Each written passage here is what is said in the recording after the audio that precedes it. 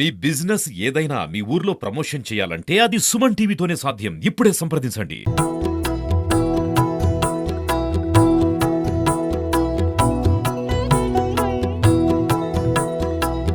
కూడా ముందస్తు వినాయక చవితి పండుగ శుభాకాంక్షలు తెలియజేస్తూ రానున్నటువంటి వినాయక చవితి సందర్భంగా చిత్తూరు నగరంలో ఒక ఆధ్యాత్మిక శోభను తలపించే విధంగా గత 11 సంవత్సరాలుగా చిత్తూరు నగర గణేశోత్సవ సమితి నేతృత్వంలో ఈ యొక్క నిమజ్జన కార్యక్రమాన్ని అధికారుల సమన్వయంతో ముందుండి ప్రజలకు ఈ యొక్క నిమజ్జన కార్యక్రమానికి తోడ్పాటును అందిస్తున్నటువంటి నగర గణేశోత్సవ సమితి ఈ సంవత్సరం కూడా అధికారుల సమన్వయంతో స్థానిక పోలీసు యంత్రాంగం వారందరి సమన్వయంతో నగర వీధుల్లో ఏర్పాటు చేసేటువంటి ఈ యొక్క వినాయక మండపాల యాజమాన్యం వాళ్ళందరూ కూడా కమిటీ సభ్యులందరూ కూడా ముందస్తు మేము సూచన ఏమంటే రాబోయేటువంటి వినాయక చవితి ఏదైతే పండుగ వాతావరణము పండుగ రోజు నుంచి ఆ 11 రోజులు మనము నవరాత్రులుగా పూజిస్తాము. ఆ రోజుల్లోనే వినాయక విగ్రహాలను పెట్టి నిమజ్జన కార్యక్రమాన్ని కూడా చేసుకోవాల్సిందిగా విజ్ఞప్తి చేస్తున్నాం. ఎక్కడ లేని విధంగా మన చిత్తూరు సంస్కృతి ఏమంటే వినాయక చవితి అయిన తర్వాత నెల రోజులకి మళ్ళీ 2 నెలలకు కూడా వినాయక మండపాలు ఏర్పాటు చేస్తున్నారు. అది సాంప్రదాయబద్ధం కాదు. కాబట్టి హిందూ సనాతన ధర్మానికి మనం అందరూ కూడా పెద్దపీట వేయాలి. ఆ యొక్క ఆచరణ ఏదైతే ఉందో వాటిని పద్ధతిని పాటించి ఈ యొక్క నిమజ్జన కార్యక్రమానికి నగర వీధుల్లో ఏర్పాటు చేసినటువంటి ఆ యొక్క కమిటీ సభ్యులందరూ కూడా సహకరించి ఇటు పోలీసు యంత్రాంగానికి స్థానిక మున్సిపల్ యంత్రాంగానికి అందరికీ కూడా ఈ యొక్క నిమజ్జనానికి మీరందరూ సహకరించి ఎలాంటి అవాంఛనీయ సంఘటనలు జరగకుండా చిత్తూరు ఒక ఆధ్యాత్మిక శోభను తలపించే విధంగా స్వామి వివేకానంద సాగర్ నందు ఈ యొక్క నిమజ్జన కార్యక్రమానికి ప్రతి ఒక్కరూ సహకరిస్తారని నగర గణేశోత్సవ సమితి కోరుకుంటుంది.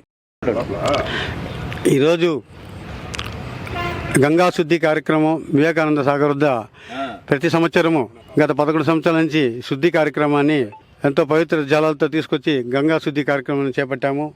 నగర ప్రజలు కూడా తమ రాబోయే వినాయక చవితి సందర్భం కూడా మేము గణేష్ ఉత్సవ సమితి తరఫున శుభాకాంక్షలు తెలియజేస్తున్నాము. ముఖ్యంగా మండపాల వాళ్ళు కూడా గుర్తుపెట్టుకోవాల్సిన ముఖ్యమైన విషయం, మనం ఎప్పుడు వినాయక చవితి పండుగ ప్రారంభమవుతుంది ఆ 9 రోజుల లోపలే మనం కూడా మండపాలు ఏర్పాటు చేసుకుంటే చాలా సాంప్రదాయబద్ధము. మన సనాతన ధర్మంలో ఎప్పుడంటే అప్పుడు పుట్టినరోజులు పండుగలు చేసుకోరు, ఎప్పుడు జయంతి వస్తుందో ఆ రోజే పండుగలు చేసుకోవాలి. కాబట్టి మన నగర ప్రజలందరూ కూడా మన హిందూ బంధువులు ఆలోచించి ఈ 9 రోజుల్లోనే మండపాలు ఏర్పాటు చేసుకుని మనం విన్నవించుకుంటున్నాం.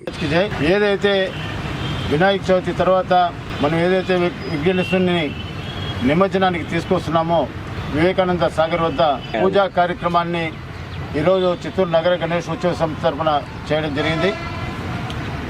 వర్షాలు బాగా పడాలని, సమాజం కూడా సుభిక్షంగా ఉండాలనేటువంటి సదుద్దేశంతో, అదేవిధంగా ఎటువంటి విఘ్నాలు లేకుండా ఈ యొక్క నిమజ్జన కార్యక్రమాలు జరగాలనేటువంటి ఉద్దేశంతో ఈరోజు పంచగవ్యతోటి ఈ యొక్క జలాన్ని శుద్ధి చేసే కార్యక్రమం చేపట్టడం జరిగింది. ఈ యొక్క పండుగను బాగా జరుపుకోవాలని, ఆ తర్వాత జరిగేటువంటి వినాయక చవితికి ఎక్కడ కూడా పర్మిషన్ లేదనే విషయాన్ని అధికారులు తెలియజేయడం జరిగింది.